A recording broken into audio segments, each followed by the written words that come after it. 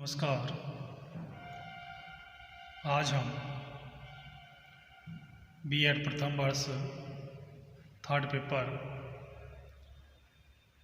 Learning and teaching अधिगम और शिक्षण विषय के अंतर्गत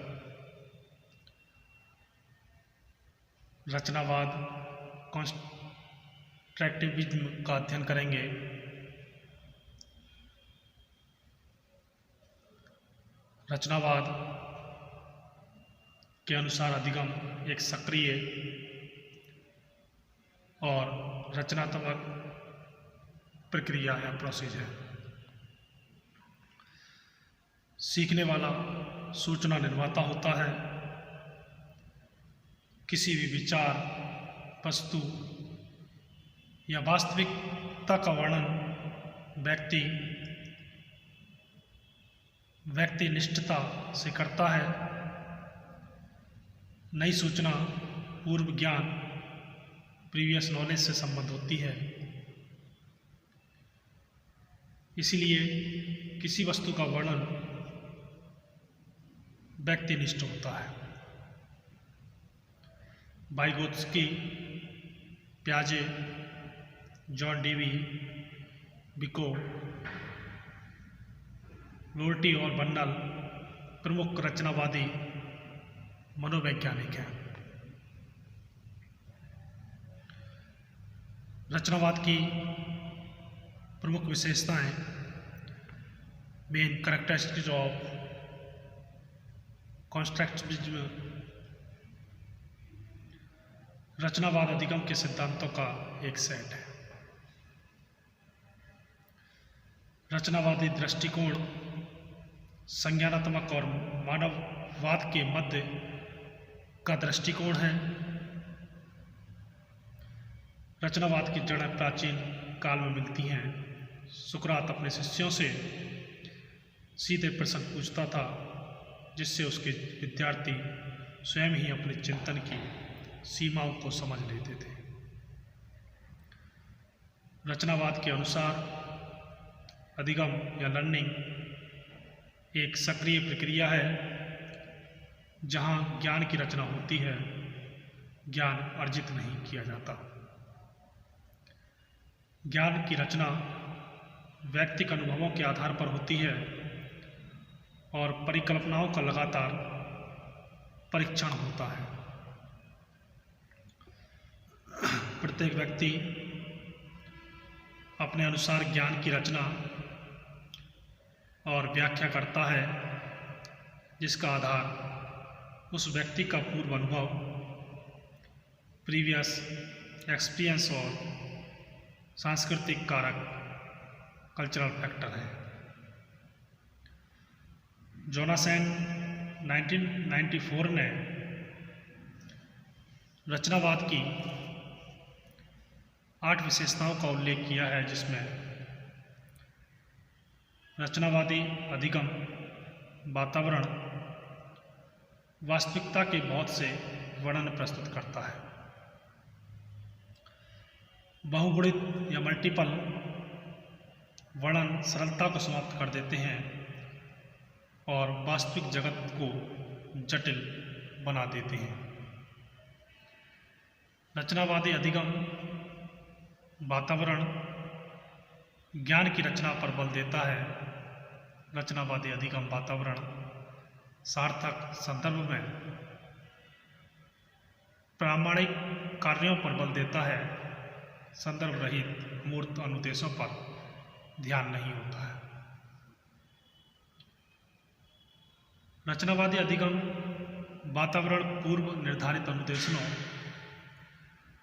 pre determined sequence of instruction के बजाय वास्तविक जगत या केस आधारित अधिगम वातावरण प्रदान करता है।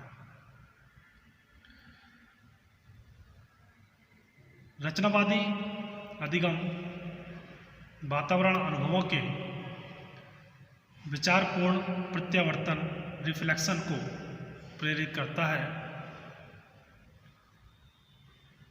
रचनावादी अधिगम वातावरण संदर्भ और प्रकरण आधारित ज्ञान रचना को उन्नत करता है। रचनावादी अधिगम वातावरण ज्ञान के सहयोगात्मक रचना पर सामाजिक वार्ता के माध्यम से बल देता है, अधिगमकर्ताओं के मध्य प्रतियोगिता को नहीं बढ़ाता।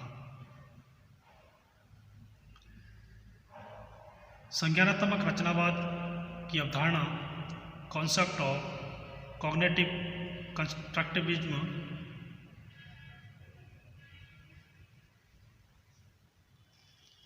विकास की अवस्थाओं और अधिगम स्टाइल के आधार पर कोई बालक किसी चीज़ को कैसे समझता है, यह संज्ञानात्मक रचनावाद है, जिसकी अगर विशेषताओं या फीचर्स की बात करें तो संज्ञानात्मक रचनावाद में बालक के मानसिक विकास, मेंटल डेवलपमेंट को समझा जा सकता है। बालक संज्ञानात्मक रूप से चीज़ों को किस प्रकार समझता है, ये पता चलता है। सामाजिक रचनावाद की अवधारणा कॉन्सेप्ट ऑफ सोशल कॉन्ट्रैक्टिविज्म सामाजिक रचनावाद इस बात पर बल देता है कि सामाजिक अंतःक्रिया से अर्थ और बोध का विकास कैसे होता है।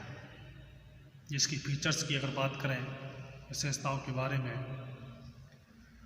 तो बालक समाज में रहकर किस प्रकार समायोजन करता है, समाज में रहकर बालक किस प्रकार अंतःक्रिया इंटरेक्शन करता है, समझा जाता है। अब बात करते हैं कोऑपरेटिव लर्निंग, सहगामी, सहभागी या सहकारी अधिगम।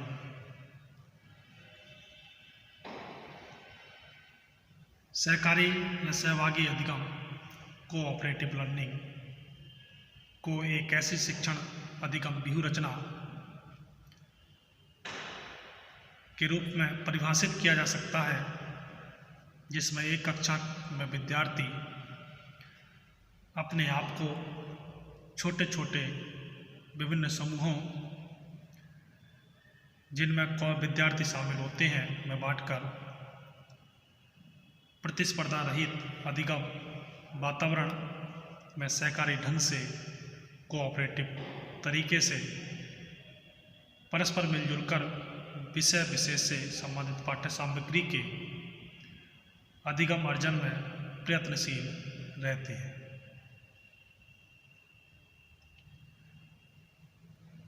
अब बात करते हैं सहकारी सहगामी अधिगम की विशेषताएं, कैरेक्टरिस्टिक्स ऑफ कोऑपरेटिव लर्निंग। सहकारी या सहगामी अधिगम कोऑपरेटिव लर्निंग से जुड़ी कुछ मूलभूत धारणाओं और विशेषताओं को हम इस प्रकार व्यक्त कर सकते हैं, जिसके अंतर्गत सबसे पहले सहगामी अधिगम प्रणाली कोऑपरेटिव लर्निंग प्रणाली में शिक्षण अधिगम को, टीचिंग लर्निंग को विषय और अध्यापक केंद्रित बनाने की अपेक्षा विद्यार्थी केंद्रित, स्टूडेंट सेंटर बनाने पर ही जोर देती है।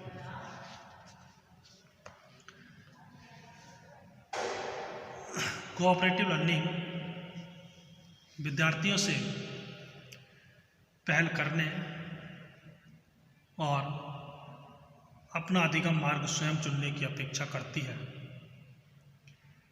उन्हें शिक्षक या टीचर द्वारा तय मार्ग पर चलने को मजबूर नहीं करती। यह इस बात में विश्वास करती है कि विद्यार्थी तभी अच्छी तरह सीखते हैं जबकि उन्हें स्पर्धा रहित, चिंता मुक्त,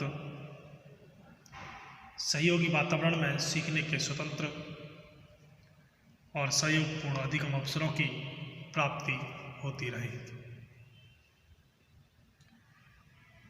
यह प्रणाली कोऑपरेटिव लर्निंग विश्वास करके चलती है कि शिक्षक को एक सहयोगी, मित्र और हितैषी मार्गदर्शक की भूमिका में निभाते हुए विद्यार्थियों को इस प्रकार की अधिगम सुविधाएं देने का कार्य करना चाहिए।